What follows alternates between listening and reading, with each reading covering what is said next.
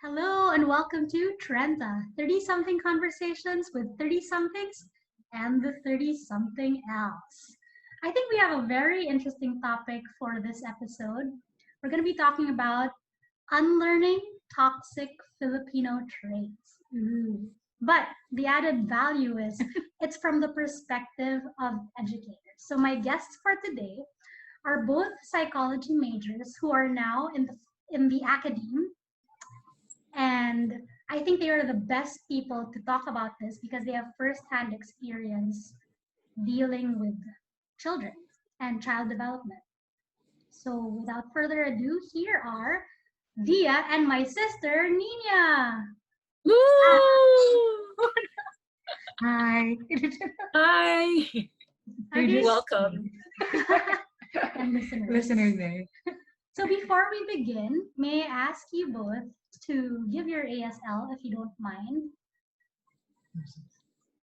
Yeah, age, sex, location. Okay. So Niña is way younger than us. She's the 30-something else that I'm referring to in my intro spiel. Yeah. Okay, so any one of you can start. Gunin. Oh, okay.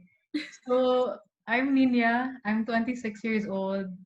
I'm female, and I'm in Cebu. I'm based here in Cebu. Okay, cool. I'm Dia. I'm 30 years old and I'm in Hong Kong. All right. Thank you for giving your ASL. I'd like to start with something that I don't know if I read this years back or a saying that I've come across years back. Now, a child's early formative years are the most crucial for development. So the environment that they're in plays a huge role in molding their values, their beliefs, and ultimately their self-worth. I would want to ask, since we're talking about unlearning toxic Filipino traits, what are these certain traits that may be peculiar to Filipino culture?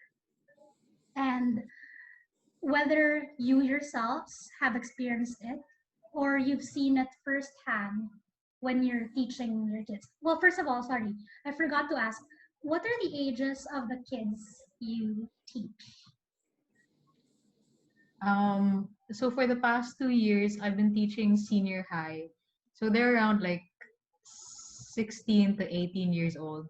But I also deal with upper primary school. So they're like grades 4, 5, and 6. Yeah. What about you, Dee? For me, I've been teaching high school for the past 5 years, 6 years now. So here it's between like the ages of 14 to 18. Although I have much older students, but then I'm like in terms of because this is an international school, so in relation specifically to this topic, my experience of like Filipino kids in the diaspora has an equally like the same range of age, so mga 10 to 20 plus years in terms of just this specific topic. So, wala siya. I see. Okay, so maybe we can begin. Well, I would like to begin. The first trait that I think is toxic and very prevalent in Filipino culture, which is looking down on someone because of their looks. Looking down on the looks. Like, there's always the issue of colonial mentality. Yeah. So those who are, if you're morena, you're not considered pretty, or you're considered less pretty than those who are mestiza. Yeah. Or let's say you don't have a nose bridge. Your nose is flat. Or you're fat. Or you're skinny. Yeah. Right? We always have, people always joke about this, especially when the holidays come. And then there's this joke that comes around, the tita who always meets you with sort of like an insult. Yeah. Yeah. Or she makes it sound endearing, but it's really offensive. It's like a backhanded compliment. Yeah. So have you experienced this, and And have you seen this with the kids you've been Hmm. teaching? You want to go first, Dia? Yeah, okay. So I think, forgive the expression, but I think the kids that I teach now are more woke to like seeing beyond, Yeah. like as superficial as we kind of tend to label the younger generations, and being so attached to social media and all that. They're actually more empathic, and they're more aware that comments like that don't fly. They're not acceptable True. anymore, which I think is really good, because it's not just that it's not just a Filipino thing, although we experience it in our culture, but just being more sensitive is so important.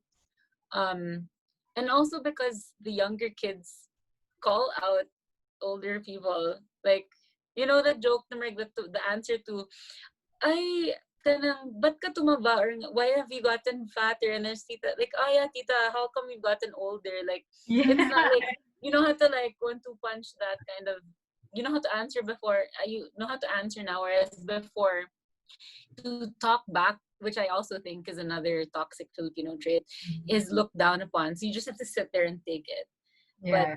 But yeah, that's what I've noticed. And to go back to Paige's question about have I experienced that myself? Like, yeah, I'm the darkest of the four of us girls, and I think that was my first experience. I think this was the most um important kind of life shaping, mindset shaping experience I had when I was younger, was when we were getting on a bus here in Hong Kong, and this random like Filipino lady came up to my mom and was like, anak mo ate, and she started asking my mom questions, and like my mom's not very she's not very chica, so she was like, yes. And then she was saying, so she pointed to Raya, my youngest, like the second one, the one after me. Hi Curl, shout out. And and she said, oh, because Raya's like mestiza, curly hair, like super Shirley Temple when she was like 2 or 3 years old. She had that kind of look. And she said, oh, ang cute niya. And then she looks at me, and I think I was like 4, mga 6. And she's like, ay, ito, sayang. And she literally said sayang, like the connotation was I wasn't beautiful. And then for some reason, like my mom didn't know how to react, so I didn't feel like I was defended. But then I felt like I had to defend myself. Like, it's okay, she's my sister. Like, why are you pitting us against each other on this kind of, so yeah, like super subjective, immeasurable thing? So I think because of that experience, I started to look at what was wrong with myself. And even when I went home to Cebu and I went and studied at certain schools, and they pointed out like, you're so dark, or like, why do you have, certain qualities or traits that are different, lingin, like round face versus like a kind of face, like a, this is a podcast. I can't keep making expressions. I need to describe what I'm saying. You're going to have to use your words. Yeah, I have to use the words. But like it makes it that culture of just comparing, and then pegging like your looks to your social status, or kung may kaya. Like I've had comments from certain relatives na, oh, dato man ta mo nganong di man ka puti. And ko, first of all, di mi dato, but like, just because you have money doesn't mean you're immediately gonna spend it on gluta or like whitening product. Like, I don't. So yeah, so that's the experience I've had. How about you, Niña? I think I've definitely experienced it personally, especially with regard to looks, right? So when I was younger, I was actually like a really heavy, fat kid. And my sister can attest to that. And if you compare me to her, diba, like it's obvious the difference. And so when I was younger, and it's really true, dear, like it affects you. It has long-term effects on you. Yeah, for sure. And it's recurring, bro. So when I was younger, I really remember the time when I started getting conscious about my arms. And my sisters noticed, like, I hate it when they pinch my arms or when they wiggle it. Because there was a time when my auntie, as in, she really just commented on my arms how it's so big now. And from that day on, more, more I started becoming so conscious. Like, it was only until college, it's only starting college na I would wear sleeveless because I was so ashamed of my arms, and there would be Yeah. times where I feel like I bit my arms gani because I was so Mm. frustrated na they were so big. Mm. And yeah, so that really affected me. Like I was like from elementary all the way even until now. I still experience like some I forget that like compulsion behaviors or compulsive behavior. Yeah. Like when I start eating and I feel like I'm Mm. getting fat, I would pinch the sides of my stomach. To I remind feel you, like it's no? gonna yeah, Yeah. like those kinds of compulsive behaviors, but it becomes a habit already. Na Yeah. you're you become so conscious of your weight, of how you look. Like and that definitely affects your self-esteem side. And Yeah, I think well, it's so important you mentioned that. Thanks for mhm, that. yeah. Go. Panayin lang. So Or sorry, sorry, I feel like yeah. interrupted you. No, no, Okay. no. Go But ahead. yeah, like that's that's the Yeah, issue. that's so true. Mhm. Like me I think also. going Go ahead.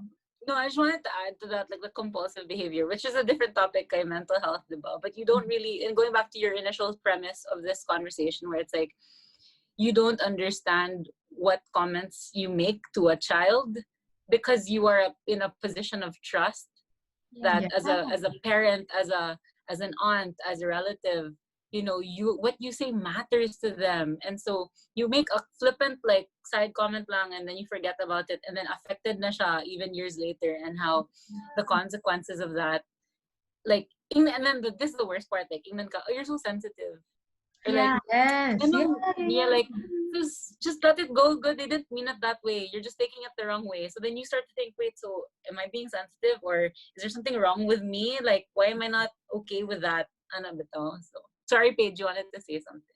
Yeah, or like let's say you're an ate, and then when you hear comments from your titas or family members or from others who talk about your sister, what would you do, right? You always want to defend them. Pero Yeah, if they're more senior than you don't want to Yeah. talk back. Yeah. yeah, So you're that's also caught in that position. Yeah. Yeah. But also, Dee, I also resonate with what you mentioned earlier about being morena because I grew up also loving the beach because my lola would always bring me to the beach. So I hated it when people would tell me like, stop swimming na because you're so dark, blah, blah, blah. Isn't that exactly the point of going to the beach? that's the point. I was so conscious of that from grade school, probably even preschool through high school. But then I started embracing my brown skin. Shout out to Bianca Gonzalez, my idol. Because it was because of her that Mm, I started being proud of my brown skin. I remember Mm. reading, I think it was a Candy magazine issue where she was featured. Either like fourth mm, year high school na siguro or third year high school, somewhere early 2000s. And mm, then that's when reading that article of her on her being proud of her brown skin really empowered me to change my mindset and like not be Mm. ashamed of being mm, morena because sometimes I would really imagine what would it be like to have fairer skin. would mm. would I look prettier with fairer skin? But then after that, after reading that, I swore off any whitening products, Yeah. you Yeah. know, and just enjoy the sun. Be proud of my morena skin. Yeah. Yeah. You know that it's so interesting because I honestly, apart from that comment, like my mindset throughout my childhood was, well, I can't do anything about it. Like, Yeah, okay, so white immediately means prettier, but then okay, I guess siguro with my own kind of work on myself over the last few years, but it took going abroad. It took going like my mm, first trip, my Yeah. solo trip with my mom was when I was like right the year like the summer of high school ending, and then college. I think the first year after, kind of just settling into Manila. We went on a trip to Italy, and we went, me and my mom lang, and one of her office mates who was a really mestiza one of her colleagues, really mestiza, really guapa kind of tita, was like, anak, I'm so inggit that you have such great olive skin. And then I got complimented while we were traveling around. And I was like, Yeah. great. It took me coming out of my own culture to experience how Yeah. other people want what I already have.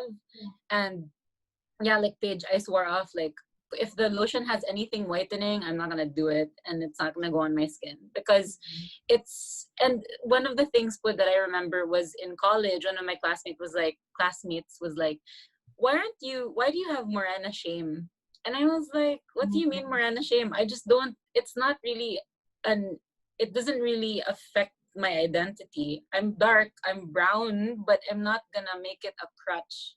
It's not something that I'm largely going to have as a chip on my shoulder because there's nothing I can do about it.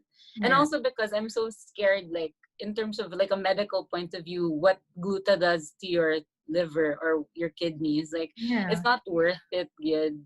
And also just because like I know a lot of Filipinos who live in Hong Kong who like have like exfoliated their face, like eskinol good, and then ang ilang neck downwards kay not the same color. Yeah, like it's discolored. Di na lang ko. Okay, ra. So yeah. I think that's just like what you were saying, Dea, no? Like it's really funny how we develop these insecurities from the very unit that is supposed to make us feel secure, comfortable, safe, and accepted. And then it's only when we go out where where we learn that it's okay, it's okay to be morena, it's okay to be this certain weight or to have this certain relationship with your body and stuff like that. So diba? I mean that's how like mental health also, a lot of mental health issues start, diba? In the family. Yeah, start with the family, good. That's why we were here today, to cancel that kind of trait development. Yeah, exactly. What about you, Dee? What's a toxic Filipino trait that you have in mind? I think for me, one of the things that I really like, we were talking, it was the research that I was doing today, like before in grade school, you learn about like the mañana habit or like crab mentality or Filipino time, all of these is toxic traits.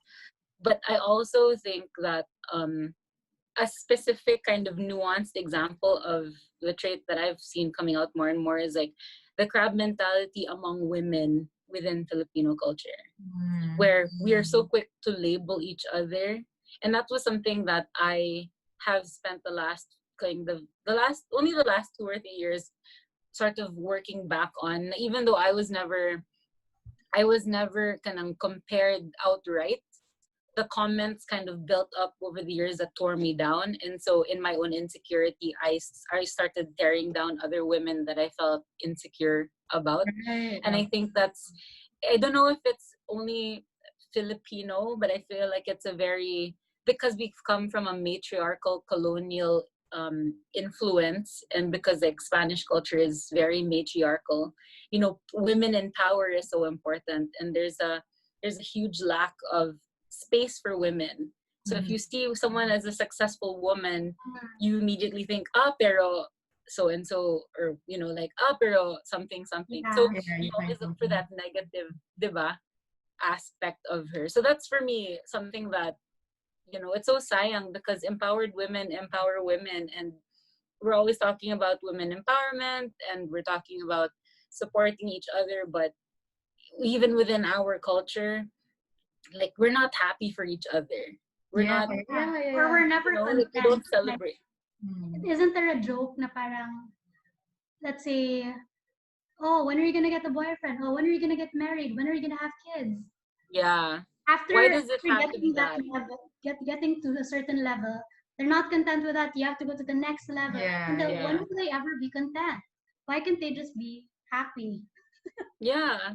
I don't know any men who are asked that, Yeah. It's like pressure. When are you gonna get promoted? I don't know.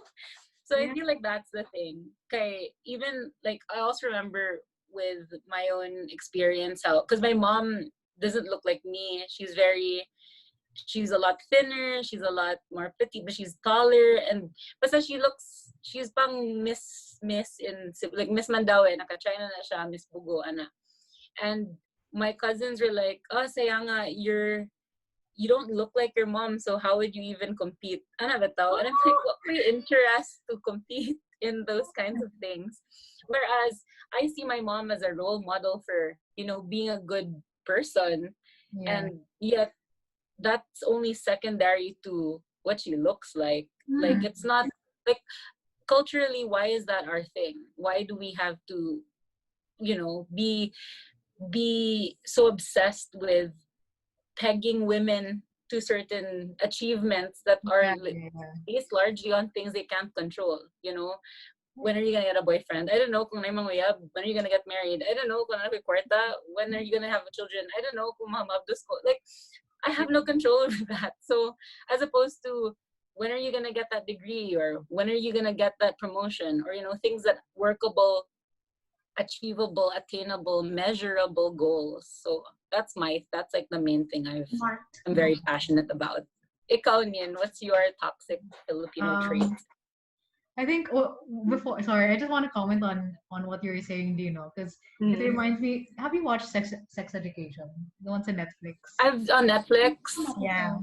So there's this one episode, I think in the second season, basta, like in relation to what you were saying, how our society like pits women against each other. So there was this episode where a girl was being slut shamed, and I don't know how, like if you've noticed also here in our culture, us women are also very quick to label or judge another woman for being a slut or malande or igat. Yeah. So,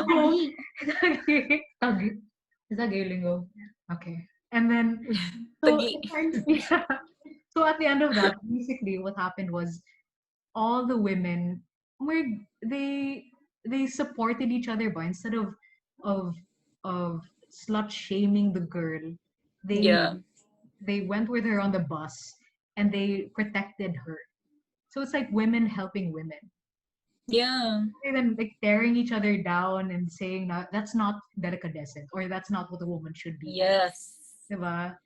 So kana, I mean, like that's a very important point that you made about our culture. Maybe other cultures experience that, but definitely here, because honestly speaking, like my experience with my lola, with my relatives, sorry, she won't know anyway. She won't know anyway. The podcast is like they really put women on a pedestal, like act a certain way, or say, or ingana ba. So that's just one thing. I want to go back to what you mentioned about delicadeza. Sorry, Paige, if you have more questions, but it's so important that because for I don't know if it's, and I'm gonna go and sound really regionalistic here, but I don't know if that exists in other places, even within the Philippines. Like I saw, or maybe only within the Philippines, because when some people who are Filipino came home with me a couple of years ago, my parents actually saw a huge discrepancy in the cultural baggage that we had. And so, whereas when like our friends, like when they came over to the house to visit me and I was with my friends from here who are Filipino, you could really tell, like, even without the comfort, no, even without the knowing them for a long time, like Jackie KM Craig, tita, like, ni amin yun, like, Anna, and like they're very accommodating and to my family, whereas there's this sense of kind of entitlement that certain cultures have an influence on our own. But going back specifically to what delicadeza means, because that's just one aspect of delicadeza that I feel is necessary to uphold. The other aspects of delicadeza that can then in this context be called into question, like what is the role of modesty or the role of empowerment within that, kay for me, as a conservative Catholic Filipina, I believe in delicadeza, I believe in modesty, but I don't believe in not acting out of love. If you come into my home and you have the sense of entitlement, that's not acting from a place of love. In that one toxic, not non-toxic Filipino culture trait that I want my own kids to have is the sense of kind of respect and deference.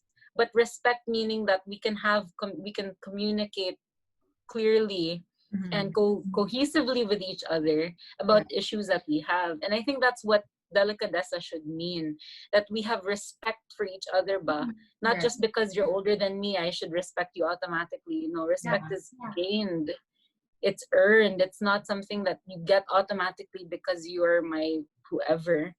But at the other end of that too, that's how we can then expect to be treated as women.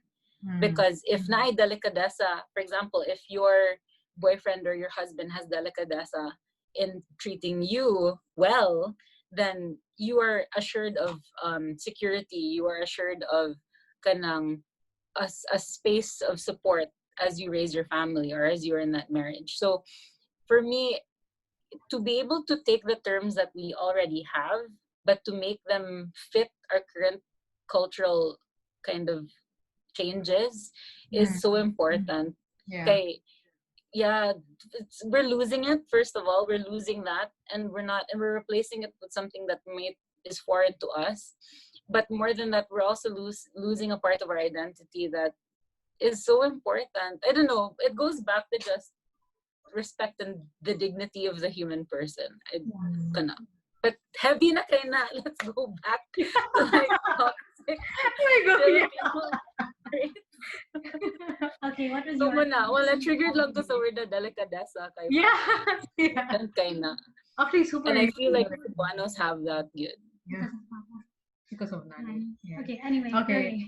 So, like going back to my sister's question, right? Like, what are other Filipino traits or even habits that I've experienced personally, or I've witnessed in the kids that I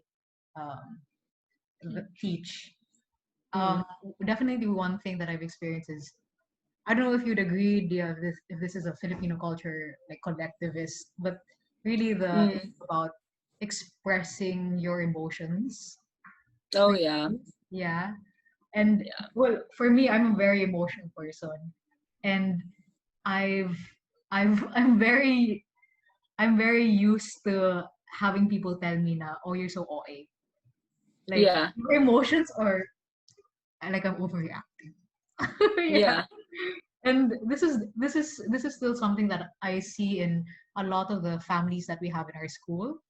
Like, because there was this one time na, because I'm also part of the guidance and counseling there in our school, right? So cool. That's so cool. But then, so we had this sort of workshop for the parents na, to acknowledge how do you help your child acknowledge their emotions. So there was this, we had them do an activity where they were given like more common words, common things that your child would say. And then in the second column, they had to identify the emotion. And then the third column, they had to create a response that would show that they're acknowledging the emotions. That's basically the exercise. You would notice how these parents would quickly judge the child. Like, for example, if they simply tell their parents na, oh, I don't want to go to my lola's house because I'm tired. There was a parent that really put in the second column where you're supposed to identify the emotion, lazy. Yeah. So sad. So when you really think about it, lazy is not an emotion. Yeah. For one thing. And so you sort of see, and that's a lot of them are like a majority of them had such a hard time identifying what exactly is the child feeling. Are they disappointed? Are they angry? Are they frustrated? Because all they really see is, oh, you're just being lazy. Oh, you're just being ungrateful. Someone also said, put there sa emotion, you're ungrateful. Ingrata. That's what they call it. Ingrata. Rata. Crazy. Kabait. So that's something that even until now, even if we talk a lot about social emotional learning, it's still something Yeah. that a lot of Filipino families struggle with. And you'll see, right? Like when a child has difficulty acknowledging their emotions, it it will eventually develop into mental health issues. Yeah. So important. So true. Yeah. I So think that, yeah. Go lang. Go go, lang. Padayon go, lang. go, Oh, Paige, dalang kuan ani. I think it's so okay. So actually, so super recently, just to add to that, like I went because I have a lot of godchildren. Shout out to all my godchildren. Kumang kinugus.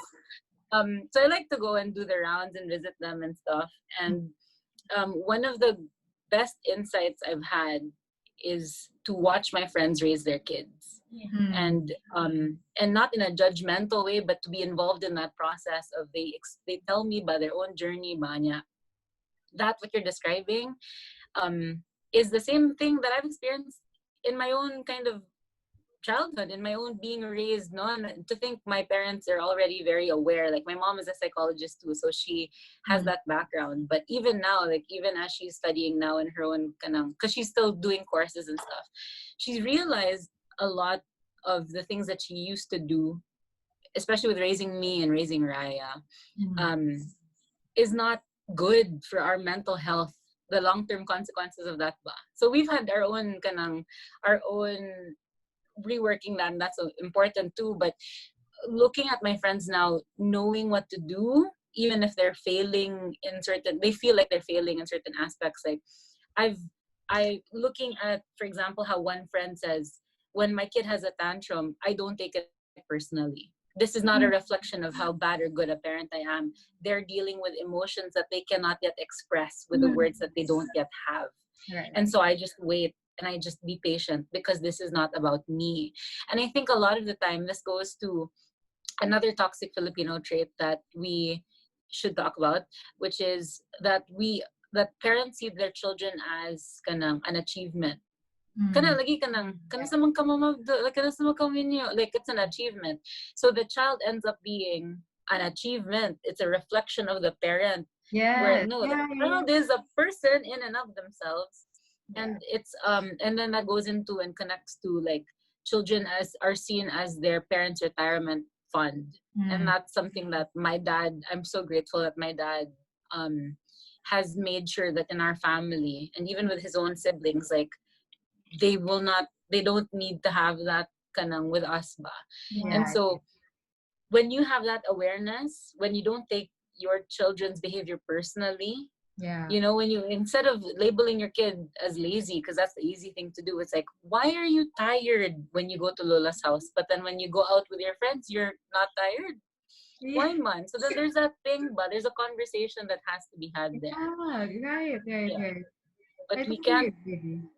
Oh, sorry, go ahead. it's not no like it's just not, we're not equipped as a culture to have that conversation because it's based on pride. It's an achievement, right? So it's something to be proud of. Therefore, if it's musupak ni mo, like dili ta mo, that's not good. That's, you shut that down because you're supposed to be my achievement.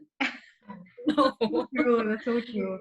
Actually, that's one thing that I realized, Dea and Traits, na like how, and we do this, I mean, like it's really common in not just parent and child relationships, right? But really in all our different relationships, how when we see someone upset or when we encounter someone whose emotions make us uncomfortable, what we're responding to is not their emotions but ours actually, because we are uncomfortable. So for example, for a parent, like when you see a child have a tantrum or when you see a child fail, where you feel uncomfortable because you fear, oh, this is what I've noticed with some parents, like you fear that the child has a character problem. You have to fix it. And unfortunately, just like what you were saying, a lot of our parents are not equipped to process those emotions with the child, and they don't see the consequences of not Yeah. properly letting them like experience those emotions, asking questions, and because also maybe of their own upbringing. definitely. Yeah, How definitely. do not? That's that's really the case, ba? So I think it's just approaching it with compassion. Like mhm. the conversations I've had with my mom over the course of the last, like, half my life, so the last 15 years, have evolved largely because she's also had time to do her own work with herself in her own experience with her own mom. And Oh, knowing my lola and knowing my great grandmother and how my lola was raised, that's compounded generationally. yeah. And I think it goes back to just having that, because part of our, like, we're very active in community, and that's how, like, I got to know Vic from a previous episode, Vic and Grant's episode. How I got to know Vic more and, like, his family more, because we were part of the same community. And one of the things that we talk about when we do service and teachings there is that, like, it's important to know the generational issues. And it makes sense for me from a psycho-spiritual perspective, because you cannot heal yourself if you don't know what baggage you're carrying. But you don't have to know the baggage you're carrying anymore if you can give that to God. And so, because again, this is a different, potentially toxic Filipino trait, bahala na si God na bahala. But actually, we're not called to give it just to God, but to collaborate with Him, diba? And so, when you consider that and you forgive that, na muni ang naagian sa kong parents, I'm not gonna hold it against them anymore, because I Yeah, can work on myself today and I can work Mhm. on that for my kids. Then it releases you from that too. mhm. But that's how it's always been. Just accept it kind of culture that we also have. Yeah. Sige lang, inana mo gid na. So Yeah, did they yeah, put change? We can't do anything about that. That's so limiting. But it's such a limiting belief, to borrow a coaching term, mhm. to be pegged to that, and to limit, or to live in that box for the rest of our lives, when we Right. are called to be so much more. So yeah. How Yeah. do we equip our parents? That's the next thing. Ikaw, Nin, you're gonna be a parent soon. Yeah. Like, I know. So that's my segue equip. to my follow-up question to her. Like, how, as a soon-to-be parent, Mhm. what are your dreams and hopes for little Owly? After this very Love it. thoughtful conversation. Siguro, yeah, like I think being definitely one thing that I really I really want to strive for, as a parent, um would be that my child will be independent and resilient. Mm. Yeah, and because I guess, yeah, that's really my wish, no, na or the way I want to parent my child is, you know is to allow him or her to process those emotions and make Mm. it for himself or herself. Eventually, I Mm. mean, definitely, I don't want to be that kind of parent, na permissive. Like, yeah, do Yeah. whatever you want, right? No. I still want structure, right? But Yeah. then definitely, I I I need to find a way to, or I want to find a way to build up his or her confidence and sense Mm. of competence in making decisions and being responsible for those Mm. decisions. And that's really just one thing that I want to notice. Yeah. I Yes. think it's so interesting, Yeah. because that sounds a lot like boundary setting. And Paige and I have Yeah. been talking a lot about boundaries over the last few, because I've struggled with boundaries, and it's kind of Oh. related to our culture, Yeah. like, Yeah. I don't know how it is there in the Philippines, but, like, growing up in a 2-bedroom flat that was like 400 square foot, like, you shared everything with everyone. There was Yeah. no boundaries. Yeah. But Yeah. Yeah. even like the fact that a tita can comment on your weight, that's crossing a line. And only recently have I come to realize that you're crossing a boundary. And so when you talk about resilience and when you talk about those traits that you want for your kid, it really goes back to that, like, you don't have to completely take him out of our culture, but you can show the parameters of these are the boundaries you're in. And that's so good to come into this new chapter of your life with that kind of mindset. So there's support ko rin.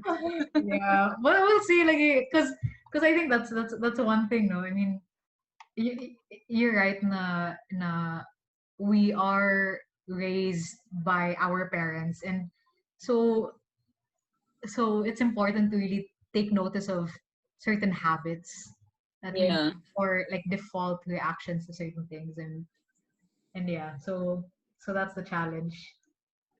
So in closing, I wanted to ask. Closing na? Yeah. We're almost for like 40 minutes na lang. But yeah. Oh my gosh. My final question would be, how did you overcome, or if you're still trying to overcome all these insecurities that maybe you've been carrying since childhood? What was your journey like in building that self-worth that you have now? That's another hour worth of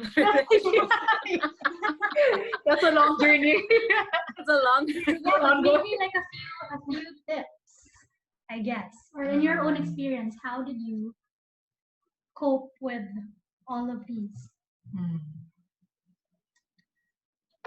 So yeah, I guess well, going back to insecurities, right? Like, weight was definitely one of my biggest insecurities. But and although I deal with it better, I think one thing that really helped me was just like what Dea mentioned, right? It's like redefining your redefining what beauty is. Yeah, your standard. Yeah, exactly. I think that's really one thing, because realizing also na back then beauty was defined by my tita, for example, and and now like because again when you're old, when you're younger, it's you absorb and go, of course, like these are people who you look up to. They're the ones who tell you what should be or what should not be. Now that you're older, now that you've exposed yourself to the different kinds of people, and you like these kinds of people, and you notice na, okay, I like this person, and this person seems to be liked by a lot of people, and she's fat, or like she's big, or I mean, like, you get what I'm saying? Yeah. So basically the point is redefining that beauty. So for me, it's not anymore, small arms, but I want to make sure that I'm taking care of my body, I'm exercising, I'm eating right, and yeah, something like that. I think I can relate to that. My because the journey isn't over. But what has helped me, kind of in line with what Nina's been saying, is gratitude. It's really practicing being grateful for what I do have. Like the fact that I get compared to my mom or my sister. I have a mom and a sister. Or, like, and I don't want to sound super kanang. Okay, gratitude is so complex, but it's also so simple in that it takes a lot of work to get into a space where you can genuinely be happy for another person. Because when you stop feeling like you need to tear that person down or you need to talk crap about someone else, you then are in a space that you are secure in yourself. And I don't think I'll ever be secure in myself, but just not seeing everyone as competition or as the enemy, or diba? Like, just being grateful you have a community, a group of friends, people you can trust and go to. And taking that good, like, kinda redefining that for yourself, what it means to, like for you, beauty, for me, like friendship, or kanang what it means to be independent. All of these things that Yeah. we get are imposed on us, and just reclaiming them for ourselves. Yeah. So Right. yeah. Such beautiful messages. Thank you so much, guys. Thank you for having us, Paige. I Thank love you. this. And I love thank you, listeners. I hope this Like gets and subscribe.